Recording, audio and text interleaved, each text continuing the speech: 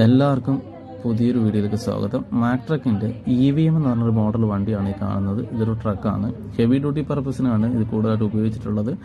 North അമേരിക്കയിലാണ് ഒരു ഹൈവേകളിലും അതേപോലെ തന്നെ മുതൽ പ്രദേശങ്ങളിലും ഒരേപോലെ ഡ്രൈവ് ചെയ്യാൻ പറ്റുന്ന ഹെവി ഡ്യൂട്ടി പർപ്പസിനുള്ള ഒരു വണ്ടിയാണിത്.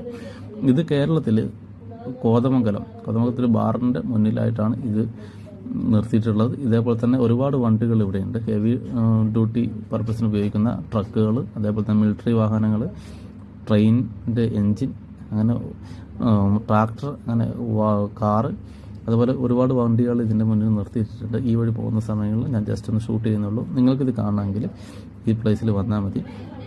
ഇത് കംപ്ലീറ്റ് റീസ്റ്റോർ ചെയ്ത് പെയിൻ്റ് അടിച്ച് റണ്ണിങ് കണ്ടീഷനുള്ള വണ്ടിയാണിത്.